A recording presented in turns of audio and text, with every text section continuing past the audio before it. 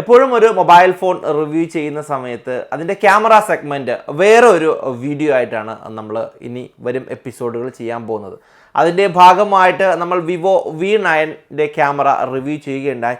ഇന്ന് നമ്മൾ ടെസ്റ്റ് ചെയ്യുന്നത് ഇമേജുകൾ എടുത്താണെങ്കിൽ പോലും അതിൻ്റെ ഫീച്ചേഴ്സുകൾ കാണിച്ചുകൊണ്ട് OPPO F7 ആണ് നമ്മൾ ക്യാമറ റിവ്യൂ ചെയ്യുന്നത്. My name is Ibad Rahman. Welcome to my video blog. 25 MB മെഗാപിക്സലാണ് OPPO F7 ഫ്രണ്ട് ക്യാമറ. ഞാൻ കുറച്ച് ഫോട്ടോസൊക്കെ എടുത്ത് വെച്ചിട്ടുണ്ട്. നമുക്കൊന്ന് ടെസ്റ്റ് ചെയ്ത് നോക്കണം, നല്ലതാണോ മോശമാണോ എന്നൊക്കെ നിങ്ങളുടെ അഭിപ്രായങ്ങളൊന്ന് കമൻറ്റ് ചെയ്യുക തന്നെ വേണം. അതേപോലെ തന്നെ ഞാൻ കഴിഞ്ഞ ദിവസം റിവ്യൂ ചെയ്ത OPPO F7 ബാക്ക് ക്യാമറ 16 മെഗാപിക്സലാണ്. അതിൻ്റെയും കുറച്ച് ഫോട്ടോസ് എല്ലാം എടുത്ത് വെക്കുകയും വീഡിയോസ് എടുത്ത് വെക്കുകയും ചെയ്തിട്ടുണ്ട്. നമുക്ക് ക്യാമറയുടെ ഇൻ്റർഫേസ്, ക്യാമറയുടെ സ്പെഷ്യാലിറ്റി, AI ടെക്നോളജി എല്ലാം നമുക്കൊന്ന് പരിശോധിക്കാം.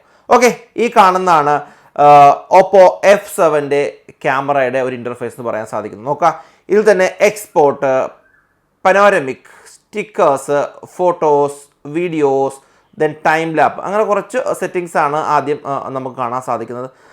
ഞാൻ ആദ്യം തന്നെ എക്സ്പേർട്ടിലേക്ക് വരികയാണ്. എക്സ്പേർട്ടിൻ്റെ കാര്യം പറയുകയാണെന്നുണ്ടെങ്കിൽ നിങ്ങൾക്കറിയാലോ, നമ്മൾ വിവോ V9 ചെയ്ത പോലെ തന്നെ ക്യാമറകൾ നമുക്ക് അഡ്ജസ്റ്റ് ചെയ്യാൻ പറ്റും. ഫോർ എക്സാമ്പിൾ ISO നമുക്ക് അഡ്ജസ്റ്റ് ചെയ്യാം, വൈറ്റ് ബാലൻസ് നമുക്ക് അഡ്ജസ്റ്റ് ചെയ്യാൻ സാധിക്കും. അതേപോലെ തന്നെ അപ്പാർച്ചർ മോഡ് നമുക്ക് അഡ്ജസ്റ്റ് ചെയ്യാൻ പറ്റുന്നതാണ് എക്സ്പേർട്ട് എന്ന ഓപ്ഷനിൽ വരുന്നത്. ദെൻ അതേപോലെ രണ്ടാമത്തെയാണ് പനോരമിക്. അല്ലേ, വിവോ V9 ഉണ്ടായിരുന്നു പനോരമിക് വ്യൂ, OPPO F7 ഉണ്ട് പനോരമിക്. അതെന്താ പറയുക, നമ്മളൊരു ഫോട്ടോ എടുത്തുകൊണ്ട് ഒരു പ്രത്യേക ആംഗിളിൽ മൂവ് ചെയ്യുകയാണെന്നുണ്ടെങ്കിൽ ആ ഒരു ഡയറക്ഷനിൽ ഫോട്ടോസ് നമുക്ക് ലഭിക്കുന്നതിനാണ് ഈ പനോരമിക് എന്ന് പറയുന്നത്. ദെൻ അടുത്ത ഇൻട്രസ്റ്റിംഗ് ഫാക്ടേഴ്സ് ആണ് സ്റ്റിക്കേഴ്സ്. സ്റ്റിക്കേഴ്സ് മീൻസ് ഈ AIക്ക് കൂടുതൽ ഇമ്പോർട്ടൻസ് കൊടുത്തിട്ടാണ് ആക്ച്വലി വിവോ V9 അത് ബിൽഡ് ചെയ്ത് എന്നാണ് പറയുന്നത്. ആക്ച്വലി എനിക്ക് മനസ്സിലാക്കാൻ സാധിച്ചത്, നമ്മളൊരു ഫോട്ടോ എടുക്കുന്ന സമയത്ത് നമ്മുടെ ഫേസിലുള്ള ഡോട്ടുകളാണെന്നുണ്ടെങ്കിൽ പോലും അത് മാറ്റിയിട്ടാണ് അതിൻ്റെ ഫോട്ടോസ് വരുന്നതെന്നാണ് കമ്പനി അവകാശപ്പെടുന്നത്. ദെൻ അതേപോലെ തന്നെ AIയിൽ നമ്മൾ ക്ലിക്ക് ചെയ്യുകയാണെന്നുണ്ടെങ്കിൽ ഡിഫറെൻറ്റ് ടൈപ്സ് ഓഫ് മോഡുകളാണ് നമുക്ക് കാണാൻ സാധിക്കുന്നത്. ഫോർ എക്സാമ്പിൾ ഇതിൽ ഓൾമോസ്റ്റ് ഒരു 6 മോഡോളം ഫോട്ടോസാണുള്ളത്. ഞാൻ ഫോർ എക്സാമ്പിൾ ഇപ്പോൾ ഈ കാണുന്ന മോഡിൽ എടുത്ത ഒരു ഫോട്ടോയാണ് നിങ്ങളീ കാണുന്നത് കേട്ടോ. അതായത് കുറച്ചുകൂടെ ബ്യൂട്ടി ആ ഒരു മോഡിലെടുത്ത ഫോട്ടോസാണ് കാണുന്നത്. ആക്ച്വലി അതിൽ വലിയൊരു മാറ്റമൊന്നുമില്ല. ഞാൻ രണ്ടാമത്തെ മോഡ് 1ലേക്ക് സ്വിച്ച് ചെയ്തുകൊണ്ട് ഒരു ഫോട്ടോ എടുക്കുകയാണ് ചെയ്യുന്നത് കേട്ടോ. ഈ ഫോട്ടോസിന് കുറച്ച് നേരത്തേനേക്കാൾ കുറച്ച് മാറ്റങ്ങളും ഫേസിൽ കുറച്ചുകൂടെ എന്തെങ്കിലും ഒരു ബ്യൂട്ടിഫിക്കേഷനൊക്കെ വരാൻ സാധിക്കുകയും ചെയ്യും. അങ്ങനെ 6 മോഡുകളിൽ നമുക്ക് ഫോട്ടോസ് എടുക്കാൻ സാധിക്കുന്നതാണ്. കമ്പനി അവകാശപ്പെടുന്നത് ആക്ച്വലി ഇങ്ങനെയാണ്, നമ്മളുടെ ഏജിനനുസരിച്ച്, ഫോർ എക്സാമ്പിൾ നമ്മുടെ ഫേസിൽ എന്തെങ്കിലുമൊക്കെ ഡോട്ടോ അല്ലെങ്കിൽ പ്രായമൊക്കെ കുറച്ച് കാണിക്കാനാണ് ഈ ഒരു ഫെസിലിറ്റീസ് കമ്പനി ഉപയോഗിക്കുന്നത്. ദെൻ അതേപോലെ തന്നെ സ്റ്റിക്കേഴ്സ് ഉണ്ട്. അറിയാലോ, ഞാൻ Vivo V9 different types of stickers ആണ് ഇംപ്ലിമെൻറ്റ് ചെയ്തത്.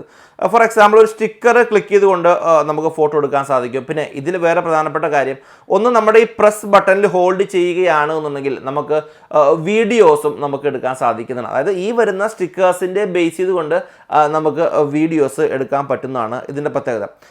ദെൻ ഏറ്റവും ഇൻട്രസ്റ്റിംഗ് ആയിട്ടുള്ള കാര്യം നമുക്ക് പറയുകയാണെങ്കിൽ ഫോട്ടോസിലേക്ക് തന്നെ വീണ്ടും വരാം. ഈ ഫോട്ടോസിലേക്ക് വരുമ്പോൾ എനിക്ക് 1-2 പ്രശ്നങ്ങളും ഇതിൻ്റെ അകത്ത് ഞാൻ പറയുന്നുണ്ട് കേട്ടോ. പ്രശ്നങ്ങളായിട്ടല്ല, എനിക്ക് ഫീൽ ചെയ്ത കാര്യങ്ങളാണ് ഞാൻ ഇതിൻ്റെ അകത്ത് പറയുന്നത്. ഞാൻ ഈ ഫോട്ടോസിൽ ക്ലിക്ക് ചെയ്തുകൊണ്ട് ഞാൻ ലെഫ്റ്റ് സൈഡിലേക്ക് വരികയാണ്. നോക്കാം, ഇതിൽ തന്നെ ഡെപ്ത് എഫക്റ്റ്, ദെൻ അതേപോലെ തന്നെ സൂപ്പർ വിവിഡ് മോഡിലേക്കൊക്കെ നമുക്ക് മാറ്റിയിട്ട് ഫോട്ടോ എടുക്കാൻ സാധിക്കും. നിങ്ങൾ ആക്ച്വലി ഈ കാണുന്ന ഫോട്ടോ നോർമൽ മോഡിൽ ഞാൻ എടുത്ത ഫോട്ടോയാണെന്ന് ഈ റോസാപ്പൂവിൻ്റെ കാണുന്നത്. നോക്കാം, കളറൊക്കെ ഒരു ഡെപ്ത് ഒന്നും ഇല്ലാത്ത രീതിയിലാണ് ഈ ഫോട്ടോസ് കാണുന്നത്. എന്നിരുന്നാൽ പോലും ഞാൻ വിവിഡ് മോഡിലേക്ക് മാറ്റിയപ്പോൾ എനിക്ക് കിട്ടിയ ഒരു ഫീലാണ് ഈ കാണുന്നത്. നോക്കാം, നല്ലൊരു ഗ്രീനിഷ് സാച്ചുറേഷൻ ലെവൽ വലിയ കൂടുതലായിട്ടുള്ള ഒരു ഫീലാണ് ഈ റോസാപ്പൂവിനാണെന്നുണ്ടെങ്കിലും ഇതിൻ്റെ ഫ്ലവേഴ്സിനാണെങ്കിലും നമുക്ക് കാണാൻ സാധിക്കുന്നത്. എൻ്റെ പേഴ്സണൽ ഒപ്പീനിയൻ പറയുകയാണെന്നുണ്ടെങ്കിൽ കുറച്ച് സാച്ചുറേഷൻ കൂടുതലാണോ എന്നൊരു സംശയം ഇതിൻ്റെ അകത്ത് ഇല്ലാതില്ല. കാരണം നോക്കാം, ഇത് രണ്ടും തമ്മിലൊന്ന് കമ്പയർ ചെയ്ത് നോക്കിയാൽ ഈ ഒരു റെഡിലേക്ക് നമുക്ക് വരാം. ഇത് സാച്ചുറേഷൻ കൂടിയൊരു മോഡും, ദെൻ ലെഫ്റ്റ് സൈഡിൽ കാണുന്നത് സാച്ചുറേഷൻ ഇല്ലാതെ നോർമൽ മോഡിലെടുത്ത ഫോട്ടോയാണ് കാണുന്നത്. ദെൻ അതേപോലെ തന്നെയാണ് യെല്ലോയിനെ നമുക്കൊന്ന് കമ്പയർ ചെയ്യാം. യെല്ലോ ഫ്ലവേഴ്സിൻ്റെ കാര്യം വരികയാണെന്നുണ്ടെങ്കിലും സാച്ചുറേഷൻ കൂടിയപ്പോൾ കണ്ടോ, കുറച്ചുകൂടി പോയോ ഒന്നൊരു സംശയം ഇല്ലാതില്ല. അതെന്തായാലും അത് നമുക്കൊന്ന് ചെക്ക് ചെയ്യേണ്ട കാര്യങ്ങളാണ്. കാരണം കുറച്ച് ഫോട്ടോസ് എടുത്തപ്പോൾ എനിക്ക് മനസ്സിലാക്കാൻ സാധിച്ചത് ഇമേജുകൾക്കെല്ലാം ഒരു സാച്ചുറേഷൻ, അതായത് കളറ് ഭയങ്കര ഒരു ഡെപ്ത് ആയിട്ടാണ് ഫീൽ ചെയ്യുന്നത്. ദെൻ അതേപോലെ തന്നെയാണ് നമുക്ക് രണ്ടാമത്തെ മോഡിലേക്ക് വരികയാണെന്നുണ്ടെങ്കിൽ ഡെപ്ത് ഓഫ് ഫീൽഡ് അഡ്ജസ്റ്റ് ചെയ്തുള്ള ഒരു കാര്യം നമുക്കും ചെക്ക് ചെയ്യാം.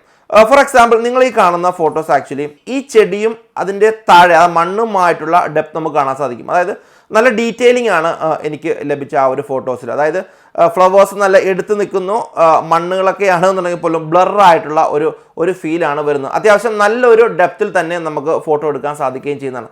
ഈ ഡെപ്ത് എഫക്ട്സും ഈ വിവിഡ് മോഡും കൂടെ ഒരുമിച്ചിരുന്നുള്ള ഫോട്ടോ വരികയാണെന്നുണ്ടെങ്കിൽ ഒന്നും പറയണ്ട. സാച്ചുറേഷൻ കൂടി ഡെപ്ത് നല്ല അഡ്ജസ്റ്റബിൾ ആയിട്ടാണ് എടുക്കുന്നത്. എപ്പോഴും ഒരു കാര്യം കമ്പനി പറയുന്നത് ഇങ്ങനെയാണ്, 2 മീറ്റേഴ്സ് ഡിസ്റ്റൻസ് എങ്കിലും ഒബ്ജക്റ്റും നമ്മുടെ മൊബൈലും ബാക്ക്ഗ്രൗണ്ടും തമ്മിൽ ഉണ്ട് എന്നുണ്ടെങ്കിൽ നല്ലൊരു ഡെപ്ത് നമുക്ക് ഫീൽ ചെയ്യുമെന്നാണ് പറയുന്നത്. ദെൻ ഒബ്വിയസ്ലി വേറെ 1-2 പാട്ടുകൾ ശ്രദ്ധിക്കുകയാണെന്നുണ്ടെങ്കിൽ ഫുൾ സ്ക്രീൻ മോഡിലേക്ക് നമുക്ക് മാറ്റാം, സ്ക്വയർഡ് രൂപത്തിലേക്ക് നമുക്ക് മാറ്റാം, സ്റ്റാൻഡേർഡ് രൂപത്തിലൊക്കെ നമുക്ക് മാറ്റിയിട്ട് ഫോട്ടോ എടുക്കാനൊക്കെ സാധിക്കുകയും ചെയ്യുന്നതാണ്. അപ്പോൾ ഇതിൻ്റെ മെയിനായിട്ട് വരുന്ന മെയിൻ പ്രത്യേകത വിവിഡ് മോഡാണ്. എനിക്ക് പറയപ്പെടാൻ പറ്റുന്ന ഒരു പ്രത്യേകത എന്ന് പറയുന്നത് വിവിഡ് മോഡാണ്. ദെൻ അതേപോലെ തന്നെ ഡെപ്തിലും നമുക്ക് ഫോട്ടോ എടുക്കാൻ സാധിക്കുകയും ചെയ്യും. ദെൻ വിവോ V9 കമ്പയർ ചെയ്യുമ്പോൾ വിവോ V9 ഒരു ഫോട്ടോ എടുത്തു കഴിഞ്ഞാൽ നമുക്ക് ബൊക്കേഷ് അങ്ങോട്ടും ഇങ്ങോട്ടും അഡ്ജസ്റ്റ് ചെയ്യാൻ സാധിക്കുമായിരുന്നു. ബട്ട് ഇതിൽ ആ ഒരു ഫീച്ചേഴ്സ് ഞാൻ നോക്കിയിട്ട് കണ്ടില്ല, അതില്ല എന്നുള്ളത് തന്നെയാണ് എൻ്റെ വ്യക്തിപരമായ അഭിപ്രായം. 16 മെഗാ പിക്സലാണ് ഇതിൻ്റെ ബാക്ക് ക്യാമറ വരുന്നത്. വീഡിയോ ഒരു നല്ലൊരു ക്വാളിറ്റി ഒന്നും വീഡിയോയിൽ പ്രൊഡ്യൂസ് ചെയ്യപ്പെടുന്നില്ല. കാരണം വിവോ V9 ആണെന്നുണ്ടെങ്കിൽ ഒരു 4K റെസൊല്യൂഷൻ അത്യാവശ്യം നല്ലൊരു വീഡിയോ ആണ് നമുക്ക് കാണാൻ സാധിച്ചത്. നോക്കാം, ഇപ്പോൾ നിങ്ങൾ കാണുന്നത് ഈ OPPO F7 എടുത്ത വീഡിയോകളാണ് കാണുന്നത്. കണ്ടോ, വലിയൊരു കളറൊന്നും ഇതിൻ്റെ അകത്ത് പ്രൊഡ്യൂസ് ചെയ്യപ്പെടുന്നില്ല. എനിക്ക് തോന്നുന്നത് വീഡിയോസിനല്ല OPPO F7 ഇമ്പോർട്ടൻസ് കൊടുത്തിരിക്കുന്നത്, ഇമേജിനാണ് എന്നാണ് എനിക്ക് വ്യക്തിപരമായിട്ട് തോന്നിയത്. ഒബ്വിയസ്ലി ടൈം ലാപ്പ് മോഡ് ഇതിൻ്റെ അകത്തുണ്ട്, സ്റ്റിക്കേഴ്സ് ഉണ്ട്, പനോരമിക് ഉണ്ട്, എക്സ്പേർട്ട് എന്ന് പറഞ്ഞൊരു മോഡുണ്ട്. അതായത് വിവോ V9 മാനുവലായിട്ട് അഡ്ജസ്റ്റ് ചെയ്യാവുന്ന ഓപ്ഷന് വേറൊരു പേരിൽ വന്നിരിക്കുന്നത് മാത്രം. അതാണ് ക്യാമറയുടെ മൊത്തത്തിലുള്ള ഒരു സെറ്റിംഗ്സ് പറയുകയാണെങ്കിൽ. ഇനി നമുക്ക് ഫ്രണ്ട് ക്യാമറയിലേക്ക് വരികയാണെന്നെങ്കിൽ ഒപ്പോയുടെ ഏറ്റവും വലിയൊരു മാർക്കറ്റിംഗ് സ്ട്രാറ്റജി 25 മെഗാ പിക്സലോട് കൂടിയിട്ടുള്ള AI സപ്പോർട്ടോട് കൂടിയതാണ് ഇതിൻ്റെ ഫ്രണ്ട് ക്യാമറ എന്നാണ് വിവോ പറയുന്നത്. 25 MB മെഗാ പിക്സൽ അത്യാവശ്യം നല്ല ഫോട്ടോ തന്നെയാണ്. ആക്ച്വലി ഞാൻ ഇപ്പോൾ നിങ്ങൾ കാണുന്ന എൻ്റെ ഈ ഫോട്ടോ ഞാൻ എൻ്റെ ഫ്രണ്ട് ക്യാമറയിൽ എടുത്ത ഫോട്ടോയാണ് കാണുന്നത്. ഞാൻ നേരത്തെ പറഞ്ഞ പോലെ തന്നെ ഓട്ടോമാറ്റിക് ആയിട്ടുള്ള, അതായത് വിവിഡ് മോഡ് ഓൺ ചെയ്യാതെയും അതേപോലെ തന്നെ വിവിഡ് മോഡ് ഓൺ ചെയ്തുമായിട്ടുള്ള ഫോട്ടോയാണ് കാണുന്നത്. രണ്ടും നോക്കിയാൽ കണ്ട ഗ്രീൻ സാച്ചുറേഷൻ ഭയങ്കര കൂടുതലാണ്. നോക്കിയേ, അത്യാവശ്യം ബാക്ക്ഗ്രൗണ്ടൊക്കെ നല്ല ബ്ലർ ആയിട്ടാണ് എനിക്ക് ഫീൽ ചെയ്യുന്നത്. കണ്ടോ, ഈ കാണുന്ന ബാക്ക്ഗ്രൗണ്ട് നമുക്ക് നോക്കി അറിയാൻ സാധിക്കും. നല്ലതുപോലെ കുറച്ച് ബ്ലർ കൂടിപ്പോയോ എന്നുള്ള സംശയം എങ്കിലും നല്ലപോലെ ഡെപ്ത് നമുക്ക് ഫീൽ ചെയ്യുന്നുണ്ട്. ദെൻ അതേപോലെ തന്നെ ഫ്രണ്ട് ക്യാമറയിലേക്ക് വരികയാണെന്നുണ്ടെങ്കിൽ സെറ്റിങ്സ് എല്ലാം ബാക്ക് ക്യാമറയിൽ ഉണ്ടാകുന്ന പോലെ തന്നെ സെറ്റിങ്സുകളാണ്. എന്നിരുന്നാൽ പോലും AI ഈ കാണുന്നതെല്ലാം AI മോഡിൻ്റെ ഡിഫറെൻറ്റ് ടൈപ്സ് ഓഫ് 1, 2, 3, 4, 5 മോഡിലെല്ലാം എടുത്ത ഫോട്ടോകളാണ് നിങ്ങൾ ഈ കാണുന്നത്. എനിക്ക് സ്പെഷ്യലി ഇതിൽ പറയപ്പെടാൻ പറ്റുന്ന ഒരു കാര്യം, സാച്ചുറേഷൻ ഭയങ്കര കൂടുതലാണ്. ഒരു ഫോട്ടോ വിവിഡ് മോഡിലേക്ക് എടുത്തു കഴിയുമ്പോൾ സാച്ചുറേഷൻ ലെവൽ ഭയങ്കര കൂടുതലാണ്. AI എന്ന് പറയുന്ന ഒരു 6 ഓപ്ഷൻസും ഉണ്ട്. 1, 2, 3, 4, 5, 6 ഓരോ മോഡിലും നമ്മൾ ഓരോ ഫോട്ടോസ് എടുക്കുകയാണെന്നുണ്ടെങ്കിൽ നമ്മുടെ ഫേസ്, ഫോർ എക്സാമ്പിൾ എൻ്റെ ഫേസാണ് നിങ്ങൾ കാണുന്നത്. കണ്ടോ, എൻ്റെ ഫേസിൽ അത്യാവശ്യം മുഖക്കുരുവൊക്കെ ഉള്ള ഒരാളാണ് ഞാൻ. കണ്ടോ, അത്യാവശ്യം മുഖക്കുരുവൊക്കെ നല്ല പോലെയുള്ള ഒരു മനുഷ്യനാണ് ഈ കാണുന്നത്. എന്നിരുന്നാൽ പോലും AI മോഡിലേക്ക് മാറ്റി ഞാനൊരു ഫോട്ടോ എടുത്തപ്പോൾ അത്യാവശ്യം ഒരു ബ്യൂട്ടിയൊക്കെ വരുത്തിയിട്ടുള്ളൊരു മോഡാണ് ഈ കാണുന്നത്. അപ്പോൾ അതാണ് ഇതിൽ ഏറ്റവും കൂടുതൽ പറയുന്ന ഒരു കാര്യം. അതല്ലാതെ വേറെ യാതൊരുവിധ ഒരു പ്രശ്നങ്ങളോ അല്ലെങ്കിൽ ഒരു നന്മയോ ഇതിൻ്റെ അകത്ത് നമുക്ക് പറയാൻ സാധിക്കുന്നില്ല. അപ്പം ഡെഫിനറ്റ്ലി സ്റ്റിക്കേഴ്സ് ആണ് എന്നുണ്ടെങ്കിൽ പോലും നമുക്ക് ഡിഫറെൻറ്റ് ടൈപ്സ് ഓഫ് ക്യാരക്ടറുകളൊക്കെ നമ്മുടെ ഫേസിലൊക്കെ വെച്ചുകൊണ്ടൊക്കെ നമുക്ക് ഫോട്ടോ എടുക്കാൻ സാധിക്കുന്നതാണ്. ഒന്ന് ഹോൾഡ് ചെയ്ത് കഴിഞ്ഞാൽ ഡെഫിനറ്റ്ലി നമുക്കത് വീഡിയോ ഫോർമാറ്റിലേക്കും വരികയും ചെയ്യുന്നതാണ്. എപ്പോഴും ഞാൻ ഒരു കാര്യം പറയണത്, നമ്മളുടെ ആവശ്യം എന്താണ്?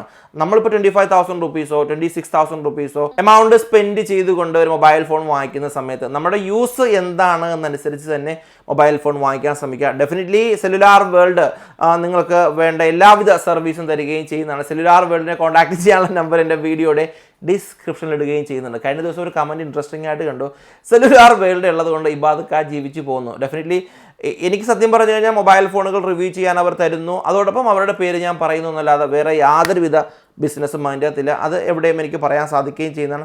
പുതിയ മൊബൈൽ ഫോണുകൾ ഇറങ്ങുന്ന സമയത്ത് നമ്മുടെ സുഹൃത്തുക്കളിലേക്ക് പരിചയപ്പെടുത്തുക എന്നുള്ളത് മാത്രമാണ് നമ്മുടെ മുഖ്യമായ ലക്ഷ്യം. ഓക്കെ, എന്തായാലും ഇൻട്രസ്റ്റിംഗ് ഫാക്റ്റാണ്. പിന്നെ വേറെ പ്രധാനപ്പെട്ട കാര്യം, ലോ ലൈറ്റ് മോഡ്. നിങ്ങളിപ്പോൾ കാണുന്നത് ലൈറ്റ് ഇല്ലാത്ത സമയത്ത് ഞാനെടുത്ത ഒരു ഫോട്ടോയും അതേപോലെ തന്നെ റൈറ്റ് സൈഡിൽ കാണുന്നത് ഇതിൻ്റെ ഫ്ലാഷ്, ഈ സ്ക്രീനിൽ കാണുന്ന ഫ്ലാഷോട് കൂടിയിട്ടുള്ള ഫോട്ടോസുമാണ് നിങ്ങൾ കാണാം. അത്യാവശ്യം നല്ലൊരു ക്വാളിറ്റി തന്നെയാണ് പ്രൊഡ്യൂസ് ചെയ്യപ്പെടുന്നത്. എന്തായാലും 25 മെഗാ പിക്സൽ MB എന്ന് പറയുന്നത് ഡെഫിനറ്റ്ലി നല്ലൊരു പിക്ചറും ഡെപ്തും നൽകുന്നുണ്ട്. പിന്നെ കമ്പാരിറ്റീവ്ലി 1-2 കമ്പാരിസൺ നടത്തുകയാണെന്നുണ്ടെങ്കിൽ വിവോ V9 നിന്നുകൊണ്ട് കമ്പാരിസൺ നടത്തുകയാണെന്നുണ്ടെങ്കിൽ സ്ക്രീനിന് വലിയൊരു ബ്രൈറ്റ്നസ് എനിക്ക് OPPO F7 കാണാൻ സാധിച്ചില്ല. ഏതായാലും ഡീറ്റെയിൽ ആയിട്ട് നമുക്ക് OPPO F7 versus Vivo V9 ഒരു വീഡിയോ ഡെഫിനറ്റ്ലി ചെയ്യുകയും ചെയ്യാം. നിങ്ങൾ തരുന്ന സപ്പോർട്ടും സഹകരണവുമാണ് നമ്മുടെ വിജയം. ആദ്യമായിട്ട് കാണുന്ന സുഹൃത്തുക്കളാണെന്നുണ്ടെങ്കിൽ ഡെഫിനറ്റ്ലി നമ്മുടെ ചാനൽ സബ്സ്ക്രൈബ് ചെയ്യുക. ചാനൽ സബ്സ്ക്രൈബ് ചെയ്യുന്നതിനൊപ്പം തന്നെ ആ ബെൽ ഐക്കൺ എനേബിൾ ചെയ്യുക. ഇതുപോലെ മൊബൈൽ റിവ്യൂസിന് കൂടുതൽ ഇമ്പോർട്ടൻസ് കൊടുത്തിട്ടാണ് നമ്മുടെ ചാനലിന് മുന്നോട്ട് പോകുന്നത്. നിങ്ങളുടെ അഭിപ്രായങ്ങൾ വളരെ പ്രധാനപ്പെട്ടതാണ്. പുതിയ അറിവുകളുമായിട്ട് നമുക്ക് വീണ്ടും കാണാം. ബൈ.